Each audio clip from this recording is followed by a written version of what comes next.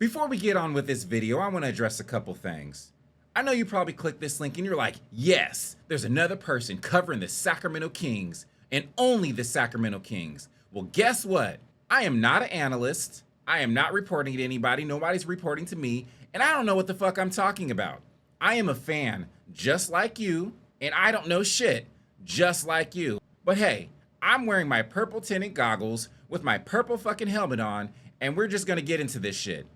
Oh, and also, there's gonna be a lot of cussing, so if you're not cool with that, fuck off. Anywho, all right, let's get on with the video. I'm excited. So today we're gonna be talking about expectations. And not those expectations that your parents set on you that we always seem to fall short of. I'm talking about the most dangerous expectations of them all. A fan's expectations. The expectations that seem to have us thinking Keegan Murray is the second coming of Jesus Shuttlesworth.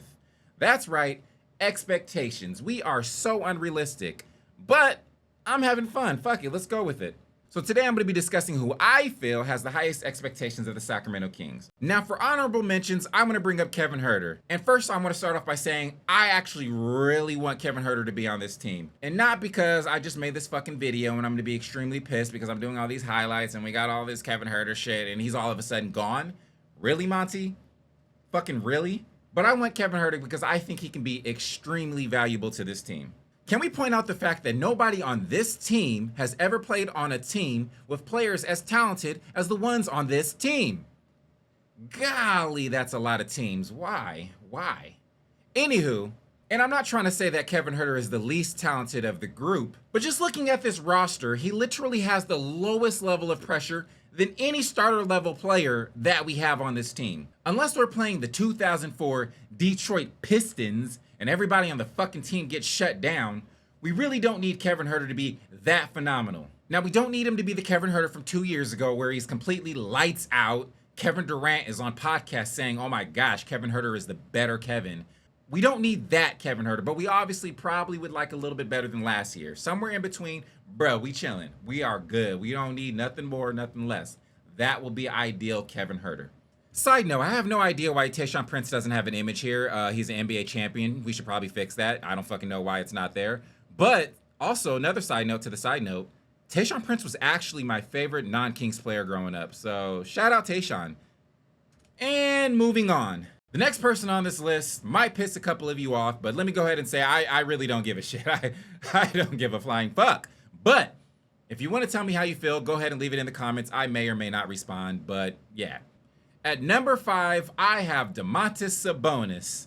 That's right, our 2-time All-NBA, 3-time NBA All-Star, Domantas Sabonis. Now, before you have a temper tantrum and start spitting all over the keyboard, let's talk about Domantas Sabonis. Yes, he is a phenomenal player. He is basically baby Jokic, averaging 19.4 points per game, 13.7 rebounds per game, and 8.2 assists per game last year. All of these numbers are great, but the thing that I think we're failing to realize is he's also a really great teammate. He's averaging 23.9 high fives per game, 15.6 hugs per game, and 7.3 butt slaps per game. Even in blowout losses, Domantas Sabonis will check back into the game just to get a couple more high fives. He's just a phenomenal person, a great teammate. He's basically baby Boban. And I say all this because that is what Domantas Sabonis is going to do whether you expect it from him or not. All Domantas Sabonis has to do is wake up, drive his happy ass from Napa all the way to Sacramento, throw on a fucking jersey, and put on a near triple-double. That in itself can be considered high expectations, but shit, it ain't like he ain't gonna do it.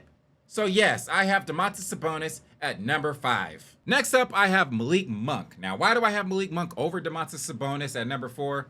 Really quite easy. One, Malik Monk said it himself. If he were available at the end of the year, chances are we're not playing the Pelicans in the play-in tournament. And even if we were, we'd probably beat them. Do I agree with that statement? Hell no. Pelicans are fucking kryptonite to the Sacramento Kings. But the point is, we expect Malik Monk to be there and get us over that hurdle. And second, Malik Monk got fucking snubbed for 6th Man of the Year to Naz fucking Reid. Really? Naz fucking Reid? This guy? Jesus Christ, this guy is good. Okay, we Operation Get Naz Reid to the fucking Kings. Monty, make it happen. All right, never mind all that. But the point is, Malik Monk is going to come in with chips on his shoulder because 1, he wants to be a starter. 2, we should have won 6th Man of the Year. And 3, we should have been in the fucking playoffs. So hell yeah, I expect Malik Monk to come in here ready. He's got some shit to prove, and he's gonna prove it. Like, he's going to come in here, be the 6th Man of the Year, or a starter, whatever it is, but he's going to be that guy. Next on my list, I have DeMar DeRozan. Now, to be honest, I didn't really know exactly where to put him. I wanted to put him higher, but I don't know how much to expect out of a 35-year-old player who's joining our team for the first year. However, fuck that, you know? The Sacramento Kings are paying you the big bucks. We expect you to play like it. You expect yourself to play like it. And you know what? Over the last 5 seasons, you've averaged 24.2 points, 5.5 assists, 4.8 rebounds. We just need you to do that. We don't need you to be anything greater than that, but just know that that in itself is really fucking great. So we just need you to be Debo. Just come in here and be fucking Debo. Now, with that being said, Debo is getting older, so it might not be exactly what that is, but anything in that ballpark, you know we're going to take it. We will love it. We are chilling, bro. You are good. And bonus points if you're able to turn Keegan Murray into the greatest player of all time. But that's another video. We'll save that for later. So the last 2 were actually really, really hard. I'm not going to lie. This one was a struggle for me. So the next person that I have is none other than your longest tenured Sacramento King, De'Aaron Fox. Now, the reason this was so challenging is because De'Aaron Fox is really the face of the Sacramento Kings. He's that guy. He's the one that we have anointed as King of Kings. De'Aaron Fox is supposed to be the guy that leads us to an NBA championship, right? So you're probably asking, well, like, how does he not have the highest expectations? Well, shut the fuck up and let me tell you. Like I said with Kevin Huerter, this is probably the greatest team that De'Aaron Fox has ever played on. There has never been an ensemble of players that have really just complemented De'Aaron Fox perfectly. If you really look at this roster and our play style, it's really just tailored for De'Aaron Fox. The speed, the shooting, the spacing, all of this is to make De'Aaron Fox be fucking phenomenal. And I believe it in my core, in my soul. De'Aaron Fox is the type of player that improves when the talent around him also improves. Which leads us to our next and final Sacramento King, your mom's favorite, Keegan Murray. Sacramento Kings fans, for whatever reason, have the most unrealistic expectations for Keegan Murray. And guess what? I'm one of them. Fuck it. Like, if he is not Jason Tatum times Kawhi Leonard times prime MJ, who the fuck do we have? Like, he's got to be in the ballpark of those players, right? He's got to be somewhere in that range, right? Right? And I get it. Those are some crazy expectations for a third-year player, but come on now. We have put expectations on Keegan Murray since day 2. Like Mike Brown has said it himself, no young player, second-year player, has had more expectations on him than Keegan Murray. And in my opinion, he keeps exceeding those expectations.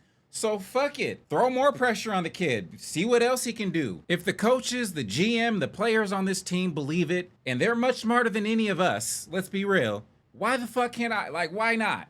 Why not? Anyways, that's all I got to say. If you have a problem with it, fuck it. But please comment. If you like the video, like the video. That's it. Bye.